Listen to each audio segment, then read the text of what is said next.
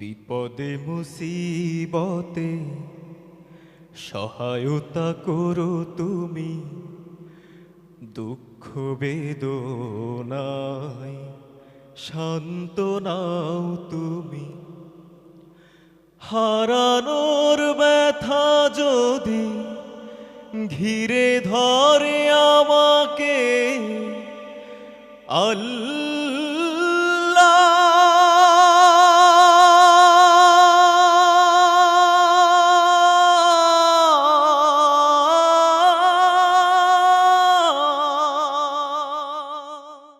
আসসালামু আলাইকুম রহমতুল্লাহ। এটিএন বাংলার সুপ্রিয় দর্শক, বাংলাদেশ থ্যালাসেমিয়া সমিতি নিবেদিত স্বাস্থ্য ও সুন্দর অনুষ্ঠানে আপনাদের স্বাগত জানাচ্ছি। প্রিয় দর্শক, মাহে রামাদান চলছে। রামাদানে আমরা নানা বিষয় নিয়ে কথা বলি, নানা বিষয়ে কাজ করি। আমরা প্রতিনিয়ত চেষ্টা করি আমাদের ইবাদতে, আমাদের কেয়ামে, আমাদের সালাতে, আমাদের সিয়ামে আল্লাহ রাব্বুল আলামিনের আরও বেশি নিকটবর্তী হওয়ার, আল্লাহ রাব্বুল আলামিনের আরও বেশি অনুগ্রহ ভাজন হওয়ার। আমাদের চেষ্টার মধ্যে আরেকটাও থাকে যে আমরা যেন এই সাওমে আল্লাহ রাব্বুল আলামিন যে খাদ্যাভ্যাস দিয়েছেন একটা সুস্থ ও সুন্দর জীবনযাপন করতে পারি। প্রসঙ্গ যখন সুস্থতা এবং সুন্নাহ, তখন আমাদের কাছে যে বিষয়টি অনেক বেশি গুরুত্ব পায় সেটা হলো আমরা নিজেরা সুস্থ থাকব এবং আমাদের সমাজের লোকদেরকেও সুস্থ রাখার চেষ্টা করব। সেই কারণেই আমরা আমাদের আজকের আলোচনার বিষয় ঠিক করেছি থ্যালাসেমিয়া এবং সামাজিক দায়বদ্ধতা। কথা বলার জন্য আমাদের সাথে রয়েছেন জগন্নাথ বিশ্ববিদ্যালয়ের মাননীয় উপাচার্য, বিশিষ্ট শিক্ষাবিদ এবং সমাজবিজ্ঞানী প্রফেসর ডক্টর মোহাম্মদ রেজাউল করিম। আসসালামু আলাইকুম। ওয়ালাইকুম আসসালাম ওয়া রাহমাতুল্লাহি ওয়া বারাকাতুহু। শিল্প দর্শক আমাদের সাথে আরও রয়েছেন। আমরা যদি চিকিৎসার কথা বলি, চিকিৎসা বিজ্ঞানের কথা বলি, সেহেতু আমাদের সুস্থতার জন্য চিকিৎসকও লাগবে। কার্ডিওলজিস্ট, সিএমএইচের সাবেক কার্ডিওলজিস্ট কর্নেল অবসরপ্রাপ্ত জিহাদ খান। আসসালামু আলাইকুম। ওয়ালাইকুম আসসালাম ওয়া রাহমাতুল্লাহ। আপনাদের দুজনকেই থ্যালাসেমিয়া ও সামাজিক দায়বদ্ধতা এই আলোচনায় স্বাগত জানাচ্ছি। শিল্প দর্শক, যেমন বলছিলাম, আমরা আমাদের আগের অনেক অনুষ্ঠানের মাধ্যমে জানানোর চেষ্টা করেছি, আমরা নিজেরাও জেনেছি যে থ্যালাসেমিয়া এমন একটা ব্যাধি যার জন্য রোগগ্রস্ত ব্যক্তি রোগী নিজে কোনো দায়ী না। জন্মগতভাবে থ্যালাসেমিয়ার ধারক বা বাহক মা বাবার কারণে তিনি এই রোগে রোগাক্রান্ত হন এবং সারা জীবন তাকে এই রোগটি বহন করে চলতে হয়। এর কোনো নিরাময় নেই, প্রতিকারের ব্যবস্থা রয়েছে। এবং যখন রোগাক্রান্ত হয়ে যান তখন একজন সাধারণ মানুষের পক্ষে, যার অন্যান্য খরচ বহন করে এর যে চিকিৎসা ব্যয়, জীবনযাপনের ব্যয়, তা বহন করা সহজ হয় না, সম্ভব হয় না। সেজন্যই প্রশ্ন চলে আসে সামাজিক দায়বদ্ধতার বিষয়। আমরা এই নিয়ে বিস্তারিত কথা বলতে চাই। শুরুতে যেতে চাই আমাদের অতিথি কর্নেল জিহাদ খান, আপনার কাছে জানতে চাই যে থ্যালাসেমিয়া আসলে কী ধরনের অসুখ, কীভাবে সংক্রমিত হয় এবং কীভাবে অসুবিধা পারলে বা কীভাবে এই রোগ থেকে নিরাময় লাভ করা বা প্রতিরোধ করবার কোনো সুযোগ থাকে? ধন্যবাদ। এটা একটা রক্তের রোগ এবং এটাকে আমরা থ্যালাসা, টার্মটা খুব ইম্পর্টেন্ট যে মিয়া মিন্স ব্লাড, থ্যালাসা মানে সি। তো একসময় দেখা গেছে যে ওই মেডিটেরিয়ান সির চারপাশে যারা বাস করতো এদের মধ্যে এই রোগের প্রকোপটা বেশি সম্ভবত, ওই কারণে এই নামটা এসেছে থ্যালাসেমিয়া। রক্তের রোগ, এটা একটা জন্মগত রোগ। সাধারণত বাবা মা দুজনেই যদি থ্যালাসেমিয়ার জীবাণু ক্যারি করে থাকেন বা জিন ক্যারি করে থাকেন তাহলে বাচ্চা এফেক্টেড হয়। যদি একজন ক্যারি করে থাকেন, যেমন বাবা এফেক্ট আছে জীবাণুটা, মায়ের নাই, সেই ক্ষেত্রে হয়তো বাচ্চাটার একই রকমভাবে ক্যারিয়ার হয়তো হবে আর কি। কিন্তু দুজনে যদি বাবা মা দুজনেই ক্যারি করেন সেক্ষেত্রে বাচ্চাটার মেজর, আমরা বলি থ্যালাসেমিয়া মেজর এবং থ্যালাসেমিয়া মাইনর। মেজরটা যেটা গুরুতর এবং এটা সবসময় কিছুদিন পর পর ব্লাড ট্রান্সফিউশন করতে হয়, রক্ত সঞ্চার করতে হয়। আর মাইনর যেটা, সেখানেও ওইরকম ব্লাড লাগে না, শুধু তার সেলটা হালকাভাবে ভেঙে যায়। এর প্রধান মেকানিজম হচ্ছে যে আমাদের রক্তকণিকা বলি, রক্তকণিকার স্ট্রাকচারটাই দুর্বল হয়ে তৈরি হয় জন্মগতভাবে, যার ফলে এটা সহজে ভেঙে যায়। ভেঙে গেলে সেখান থেকে ওই আয়রন জমা হতে থাকে এবং নতুন রক্ত সে তুলনায় তৈরি হয় না, না হয়ে দেখা যাচ্ছে যে অ্যানিমিয়া বা রক্তশূন্যতা দেখা দেয়। তাহলে যখন একজন লোকের রক্তশূন্যতা তৈরি হয়, এই রক্তশূন্যতা রোধ করবার জন্য বা পূরণ করবার জন্য একজন থ্যালাসেমিয়া রোগীকে কী করতে হয়? নিয়মিত কোন ব্যাপারটি বেশি করতে হয়? প্রথমত যদি রক্ত পরিমাণে অল্প কম থাকে সেক্ষেত্রে তাকে হয়তো আমরা ব্লাড ট্রান্সফিউশন করি না, কিন্তু সাধারণত আমরা এই রোগীকে আয়রন দেওয়া কিন্তু নিষেধ, দেওয়া যাবে না। তাকে আমরা ফলিক অ্যাসিড দিই। সাধারণত ফলিক অ্যাসিড দিলে হয়, কিন্তু যদি বেশি কমে যায় রক্ত, সেক্ষেত্রে আমরা ব্লাড ট্রান্সফিউশন করতে হয় কিছুদিন পর পর করে। কিন্তু ব্লাড ট্রান্সফিউশনের অনেকগুলো সমস্যা, যেমন দীর্ঘদিন বারে বারে ব্লাড ট্রান্সফিউশন করলে জীবাণু ছড়ানোর ভয় থাকে, সংক্রামক জীবাণুগুলা, হেপাটাইটিস বি, সি বা HIV এই ধরনের জীবাণুগুলা একটা অনেক সময় সম্ভাবনা থাকে আক্রান্ত হওয়ার। সেকেন্ড, যে ওই আয়রন লোড বেড়ে যায়, মানে ব্লাড সেল ভেঙে যায়, ভেঙে গিয়ে ওই আয়রন শরীরে আয়রন বের হওয়ার এরকম তেমন রাস্তা নেই, যার ফলে জমে যায়। সেক্ষেত্রে বিভিন্ন অর্গানে এটা জমতে থাকে, হার্টে জমে, ব্রেনে জমে, লিভারে জমে, বিভিন্ন অর্গানে জমে, এমন কিছু জমে, যার ফলে ওই অর্গানগুলা আস্তে আস্তে ড্যামেজ হতে থাকে। তার মানে আমরা যতটুকু বুঝলাম এটা রক্ত শূন্যতাজনিত রোগ এবং বংশগত রোগ। বংশগত। এবং সাধারণত এই রোগটা এই কারণে হচ্ছে যে যেহেতু মা বাবা আক্রান্ত আগে থেকেই বাহক, আর তারা যেহেতু না জেনে বিয়ে করে ফেলেছেন, এরকম একটা ঘটনা ঘটে। আমরা যেতে চাই আমাদের সমাজবিজ্ঞানী বিশিষ্ট শিক্ষাবিদ প্রফেসর ডক্টর মোহাম্মদ করিম স্যার আপনার কাছে। আমরা তো জানলাম যে স্যার এই ব্যাপারটি না জানার কারণে হচ্ছে, তাহলে আমাদের সামাজিক দায়বদ্ধতা যে জায়গাতে আপনার কাছে আমরা আসতে চাই, আমরা কিভাবে আমাদের এই যে লোকেরা জানেন, আমি নিজেও খুব ভালো জানতাম না স্যার বিষয়টা সম্পর্কে, তাদেরকে জানানোর জন্য কি কি পদক্ষেপগুলো আমাদের নেওয়া দরকার বলে আপনি মনে করছেন? ধন্যবাদ। প্রকৃতপক্ষে আমাদের ডাক্তার সাহেব যেটা বললেন যে আমরা অজান্তে এই রোগে আমাদের সমাজের বিভিন্ন মানুষ আক্রান্ত হচ্ছে, তো সুতরাং এখানে যেটা দরকার সচেতনতা। সুতরাং আমাদের জানতে হবে যে এরকম একটা বিষয় আছে, যে বিষয়টি আমাদের জন্য ভয়ঙ্কর হতে পারে, আমাদের সন্তানের জন্য ভয়ঙ্কর হতে পারে। আমাদের দেশে বহু মানুষ আছে যারা থ্যালাসেমিয়ার বাহক, কিন্তু ডাক্তার সাহেব যেটা বললেন যে এক্ষেত্রে যদি দুজনেই বাহক হন, স্বামী এবং স্ত্রী, তাহলে তার সন্তানদের কঠিন মানে রোগে আক্রান্ত হতে হবে, যেটা বলতে গেলে কোনো প্রতিকার নেই। এটা লাইফ লং একটা ডিজিজ এবং এটাকে তাকে বহন করেই চলতে হবে, শুধু নয় বহু খরচ করে তাকে বেঁচে থাকতে হবে, অনেক ধকল তাকে পোহাতে হবে। তো এই জন্যে এই সচেতনতা সৃষ্টির জন্যে আমাদের বিভিন্ন মাধ্যমকে ব্যবহার করতে হবে, যেটা আমরা বলবো যে যেমন ধরেন আমাদের যে মিডিয়া আছে, তারপরে আমাদের যে সমস্ত কমন প্লেস আছে, যেমন আমাদের মসজিদ আছে, মসজিদে সবাই একত্রিত হই আমরা, সেখানে যদি আমরা ইমাম সাহেবদেরকে অনুরোধ করি বিষয়টা বলার, আমরা যদি একটু সতর্ক হই তাহলে কিন্তু এটা এড়াতে পারি। তো সেই সতর্ক হওয়ার একটা বিষয় কিন্তু এখানে খুবই গুরুত্বপূর্ণ, সেটা হলো যে এটার একমাত্র উপায় কি? একমাত্র উপায় হচ্ছে যদি আমরা আমাদের বৈবাহিক সূত্রে আবদ্ধ হওয়ার আগে পরস্পরের রক্ত পরীক্ষার মাধ্যমে মানে পরীক্ষার মাধ্যমে আমরা জানতে পারবো যে আসলে আমরা কেউ বাহক কিনা, বা দুজনই বাহক কিনা, বা একজন বাহক কিনা। কিন্তু এই যে পারস্পরিক রক্ত পরীক্ষাটা, এই যে রক্ত পরীক্ষাটায় আমার মনে হয় মানুষের তেমন কোনো আপত্তি নাও থাকতে পারে, কিন্তু এই বিষয়টা জানাটা হলো তাদের জন্য জরুরি। এবং আমাদের দেশে ধরুন এই মুহূর্তে যদি আমি আরেকটা সামাজিক ইভেন্টের কথা বলি, সেটা হলো বিবাহ। তো বিবাহ আমরা আমাদের সময়ও দেখে এসেছি একটা বড় অংশ অ্যারেঞ্জড ম্যারেজ হতো, মানে পারিবারিকভাবে আয়োজিত, কারণ এখানে কিন্তু বিবাহ একটা অন্যতম ফ্যাক্টর থ্যালাসেমিয়া ছড়ানোর জন্য, এটা কিন্তু আমরা বুঝতে পারতেছি একমাত্র। তাহলে যখন এরকম একটা ঘটনা আগে যদি এটা অ্যারেঞ্জড হয়, তাহলে কিন্তু আমরা সহজেই রক্ত পরীক্ষা করতে পারি, যে আমরা বিয়ের আগে আমরা যদি উভয় পক্ষ যদি একমত হই, ঠিক আছে, পাত্র পাত্রীর রক্তটা আমরা পরীক্ষা করলাম, ওকে, এখানে কোনো আপত্তি থাকছে না। কিন্তু এখন আমরা কি দেখি? এখন আমরা দেখি যে একটু বোঝাপড়ার মাধ্যমে বিবাহের যে এটা অনেক বেড়ে গেছে, তারা নিজেরা পছন্দ করে বিয়ে করছে। এক্স্যাক্টলি। তো তাহলে কিন্তু এটা কিন্তু কঠিন হয়ে যাচ্ছে। সেই ক্ষেত্রে স্যার আমরা মনে একটা আপনার মাধ্যমে, স্যারের মাধ্যমে একটা আবেদন রাখতে পারি, আমরা যারা পছন্দ করতে যাচ্ছি, যদিও পছন্দ করার ব্যাপারটি সবসময় নির্ধারিত না, অনির্ধারিত হয়ে যায়, তারপরও মানে সিদ্ধান্ত নেওয়ার আগে অন্তত চেক করে নিতে পারি, টেস্ট করে নিতে পারি যে আমার যাকে পছন্দ করছি তার সাথে এরকম কোনো ঘটনা ঘটছে কিনা বা আছে কিনা, সেটা সম্ভব কিনা। অবশ্যই সম্ভব, কিন্তু প্রশ্নটা হচ্ছে যে যখন একটা আবেগের ব্যাপার এসে যায়, তখন অনেক কিছুই আর বিবেচনার মধ্যে মানুষ নিতে চায় না।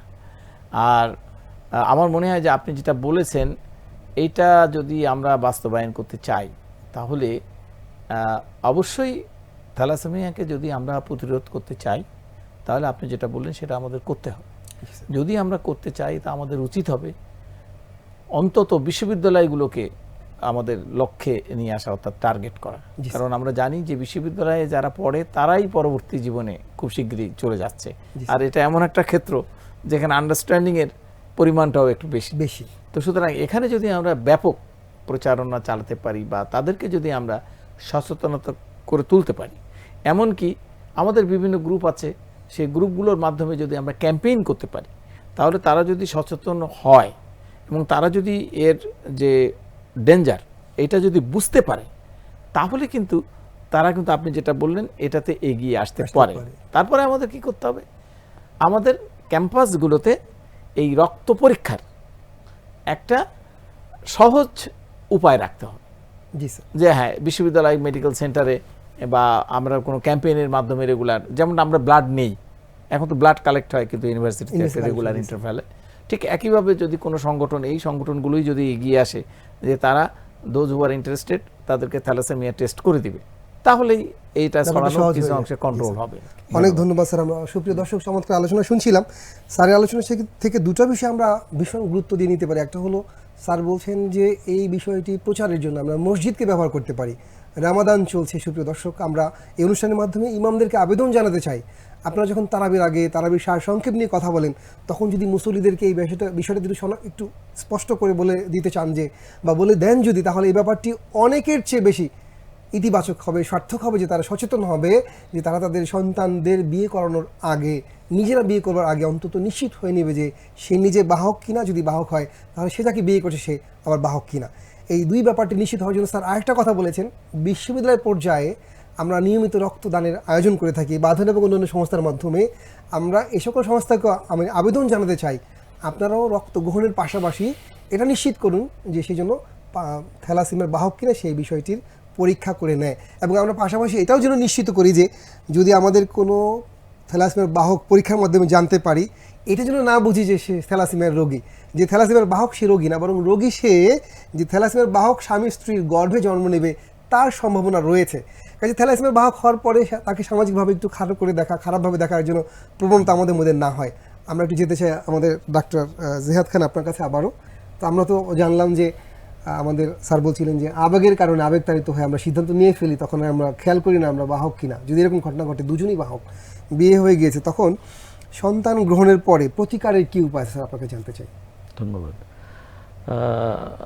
আপনি জানেন যে এটা তো ওই যে হেরিডিটারি, যেটা আমরা বলি যে বংশগত, এর কিন্তু মেন্ডেলস রুল ফলো করে, মেন্ডেলস ল অনুযায়ী যে দুজনেই যদি ক্যারিয়ার হয় এবং তারা যদি একদম অ্যাডামেন্ট হয়ে থাকে যে না তাদের মধ্যে বিয়ে হতেই হবে, মানে আবেগ, স্যার যেটা বলছিলেন যে অনেক সময় ভালোবাসা এত গভীর হয়ে যায় তখন আর কোনো কিছু বিবেক কাজ করে না, তখন সেক্ষেত্রে তো কিছু করার নেই, বিয়ে হবে। এরকম হলে পরে ওই যে যখন তারা কনসিভ করবে, মা যখন কনসিভ করবে, তার প্রিনেটাল চেক আপ আমরা করতে পারি। প্রিনেটাল চেক আপ করে ওইটা টেস্ট করে যে বাচ্চা 75% ক্ষেত্রে কিন্তু হওয়ার চান্স নেই, জাস্ট 25% ক্ষেত্রে সে রোগী হতে পারে।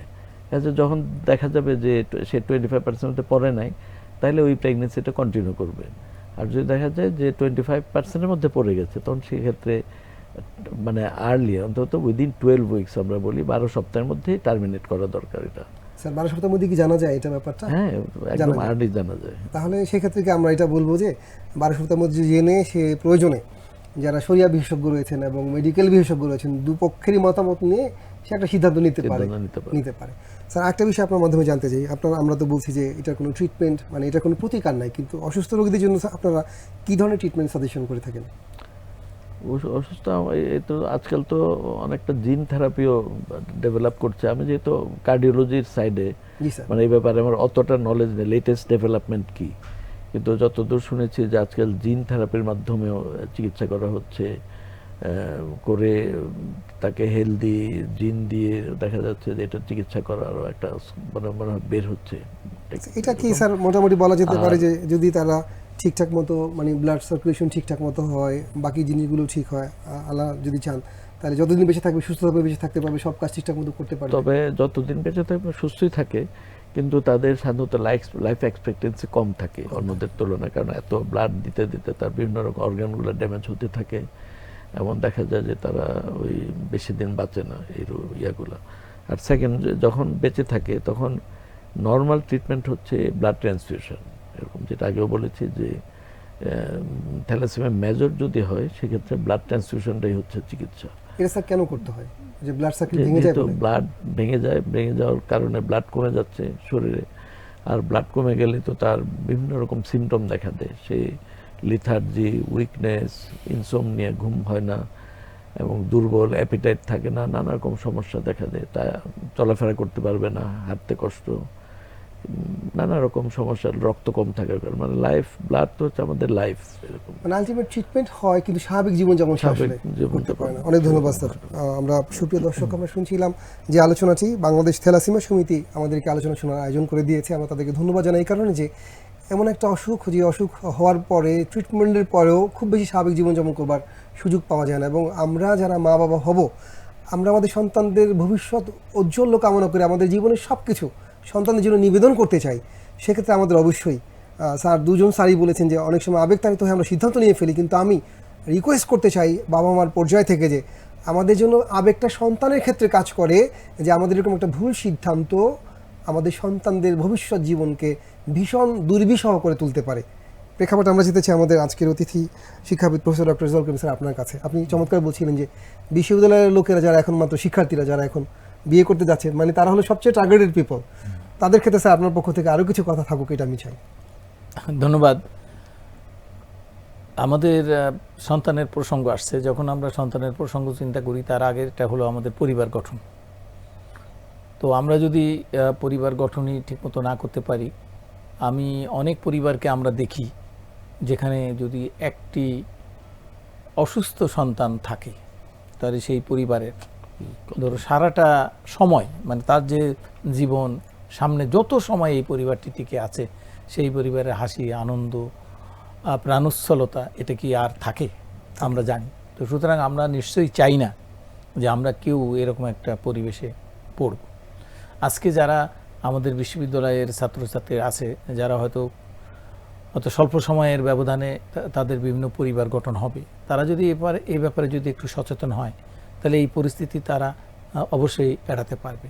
কেউ চায় না যে তার সন্তান এভাবে অসুস্থ হয়ে জন্মগ্রহণ করুক। এখন ধরুন, তারপরেও আরও একটা জিনিস সবার জন্য সচেতনতা দরকার আছে, কারণ আমরা শুরুতেই বলেছিলাম যে আমাদের চাহিদা অনেক থাকতে পারে, কিন্তু আমাদের সামর্থ্য অনেক কম। আজকে একটা থ্যালাসেমিয়া রোগী যদি একটা পরিবারে থেকে যায়, তাহলে তার ট্রিটমেন্ট, আমরা যদি এর প্রতিকারের কথা বলি, তার যে ট্রিটমেন্ট, যে ডাক্তার সাহেব বলছিলেন যে জিন থেরাপি, এটা নিশ্চয়ই খুব সহজলভ্য নয় এবং খুব অল্প খরচের বিষয় নয়। আসলে অনেকেই এটা অ্যাফোর্ড করতে পারবে না। জি স্যার। এটা হলো একটা। তারপরে আরও ধরুন আর একটা সম্ভবত এখন প্রচলিত যে পদ্ধতি আছে, সেটা হলো রেগুলার রক্ত নেওয়া। তো সেই রক্ত নেওয়া, প্রথমত রক্ত পাওয়া তো একটা হ্যাসেল এবং খরচের বিষয়টাও আছে, কিন্তু তাছাড়াও ধরুন যারা সবসময় রক্ত নিবে, তাদের কিন্তু স্বয়ংক্রিয়ভাবে একটা ভালনারেবিলিটি চলে আসে। কিসে? যে রক্তটা নেওয়া হচ্ছে, সেই রক্তেরও তো একটা মানের ব্যাপার আছে, সেখানেও অনেক সুবিধা অসুবিধা থাকতে পারে। আমরা এগুলোও অনেক দেখেছি যে রক্ত নেওয়ার কারণে অনেক সুস্থ মানুষ অসুস্থ হয়ে যাচ্ছে। তো সুতরাং এটাও একটা বিষয় আছে। সেজন্যে আমার মনে হয় যারা খুব শীঘ্রই সংসার জীবনে প্রবেশ করবে, তাদের পক্ষে সর্বোচ্চ চেষ্টা করে মানে তারা যাতে এই ধরনের পরিস্থিতিতে ভবিষ্যতে নিপতিত না হয়, সেজন্যে তারা উদ্যোগ গ্রহণ করে। এটা আমার একান্তই সবার কাছে অনুরোধ। একটা বিষয় একটু আপনার কাছে বলতে চাই, আপনি বলছিলেন যে এটা ব্যয়বহুল ট্রিটমেন্ট, এবং আসলেও ব্যয়বহুল। আমরা জেনেছি যে মানে বয়স ভেদে 5 থেকে 25,000 টাকা মাসেও খরচ হয় কোনো কোনো রোগীর পেছনে, এবং বাংলাদেশের অনেক ফ্যামিলির আয়ও স্যার এরকম। তো সেই প্রেক্ষাপটে একজন সমাজকর্মী হিসাবে সমাজের বিত্তমান লোকদের জন্য, বা আমরা যারা দায়িত্বশীল, দায়বোধের, তাদের ক্ষেত্রে একটু কি কাজ আমরা করতে পারি, আপনি যদি স্যার বলেন। দেখুন, আসলে তো আমরা সমাজে বসবাস করি পরস্পর দেওয়া নেওয়ার মধ্যে। আমাদের কিছু মানুষের সামর্থ্য আছে, কিছু মানুষের হয়তো দেখা যাচ্ছে সামর্থ্য নেই। তা যাদের নেই তাদের তো অবশ্যই সমাজ থেকে সাপোর্ট দিতে হবে। তা আমাদের সামর্থ্য আছে, তাদেরকে এখানে এগিয়ে আসতে হবে। তো এটার ব্যবস্থাপনাটা একটা খুবই গুরুত্বপূর্ণ। এখানে ভালো সংগঠন থাকতে হবে, যেমন আমি শুনেছি বাংলাদেশ থ্যালাসেমিয়া সমিতি যেটা আছে। তো আমাদের যাদের সামর্থ্য আছে, আমাদের সেই সামর্থ্য অনুযায়ী কিন্তু আমরা এই বাংলাদেশ থ্যালাসেমিয়া সমিতিকে সাহায্যের হাত বাড়িয়ে দিতে পারি, যাতে তারা অর্থনৈতিকভাবে সচ্ছল হয় এবং যারা থ্যালাসেমিয়া রোগী আছেন তাদেরকে তাদের এই সমিতির মাধ্যমে কার্যকর সহায়তা দিতে পারে। তাহলে এখন যেটা হচ্ছে যে তারপর সরকারেরও একটা উদ্যোগ থাকতে হবে। আমাদের সরকারি পর্যায়ে ও হয়তো থ্যালাসেমিয়ার ক্ষেত্রে বিভিন্ন পদক্ষেপ আছে। আচ্ছা, কিন্তু স্যার খুব কম, হ্যাঁ, আমরা এটা খুব কম জানি। হ্যাঁ, আসলে সত্যি বলতে কি যে থ্যালাসেমিয়া এই রোগটা সম্পর্কে কিন্তু আমাদের মধ্যে সচেতনতা খুবই কম, খুবই কম। জি স্যার, খুবই কম। আমি খুব বেশি দিন আগে এটা শুনি নাই আর কি। এটা হয়তো, তো সেজন্যই বলছি যে ছোটবেলা তো আমরা এরকম রোগের কথা কখনো জানতাম না। তো সেজন্যে আবার এলাকাভেদে দেখবেন এখনো অনেকে কোনো এলাকায় আছে কেউই জানে না, কোনো এলাকায় কিছু মানুষ জানে। তো সেই জন্য হয়তো সেভাবে সচেতনতাটা ডেভেলপ করে নাই। তো আমরা যদি এই সচেতনতাটা ডেভেলপ করতে পারি তাহলে তখন সরকারও এগিয়ে আসবে, সমাজের আরও অন্যান্য যারা এই সহযোগিতার হাত বাড়াতে পারে তারাও এগিয়ে আসবে এবং এগিয়ে এসে এই যে একটা মারাত্মক একটা পরিস্থিতি, এই পরিস্থিতি থেকে আমরা মুক্তি পেতে পারি, এই ব্যাপারে তখন সহযোগিতা হবে আর কি। অনেক ধন্যবাদ স্যার। সুপ্রিয় দর্শক, আমরা আলোচনা শুনছিলাম দুজন বিজ্ঞ মানুষের কাছ থেকে, যারা আমাদেরকে একজন চিকিৎসা বিজ্ঞানীর দৃষ্টিতে দেখালেন যে কিভাবে থ্যালাসেমিয়া সংক্রমিত হয় এবং কিভাবে তা থেকে আমরা নিরাময় লাভ করতে পারি। এবং আমাদের শিক্ষাবিদ সমাজকর্মী প্রফেসর ডক্টর রেজাউল করিম বললেন সামাজিক দায়বদ্ধতার কথা এবং বিশেষভাবে বললেন পরিবারের কথা, বললেন ইমামের মতো লোক যারা আমাদেরকে সবসময় আসলে নামাজের নেতৃত্ব দিয়ে থাকে, সেই জায়গা থেকে যদি সচেতনতা শুরু হয় তাহলে এই ব্যাপারটা অনেক বড় হতে পারে, অনেক ভালো হতে পারে, অনেক সক্রিয় হতে পারে। কারণ আমরা জানি যে, আমরা শুনেছি যে এই রোগটি দ্বারা আক্রান্ত হওয়ার ক্ষেত্রে রোগীর কোনো ভূমিকা থাকে না, যেহেতু ভূমিকা থাকে তার মা বাবার, সেহেতু আমরা এই অনুষ্ঠানের মাধ্যমে সকলকে সচেতন করতে চাই, নিজেরাও সচেতন হতে চাই যে আসুন থ্যালাসেমিয়াকে জানি, থ্যালাসেমিয়া কীভাবে সংক্রমিত হয় তা জানি এবং সংক্রমণের বিস্তারের পথ রোধ করি।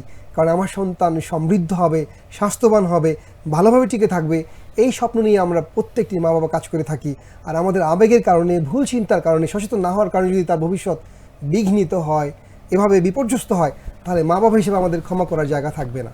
আল্লাহ রাব্বুল আলামিন আমাদেরকে বুঝে রামাদানের এই আবেগে, রামাদানের এই চিন্তায়, রামাদানের দর্শন উজ্জীবিত হয়ে থ্যালাসেমিয়া সমিতি যে আয়োজন করছে সেখানে সহযোগিতা করবার এবং আমাদের নিজেদের পক্ষ থেকে নিজে সচেতন হওয়ার এবং অন্যকে সচেতন করবার তৌফিক দান করুক, এই আশা শেষ করছি। আসসালামু আলাইকুম ওয়া রাহমাতুল্লাহি ওয়া বারাকাতুহু।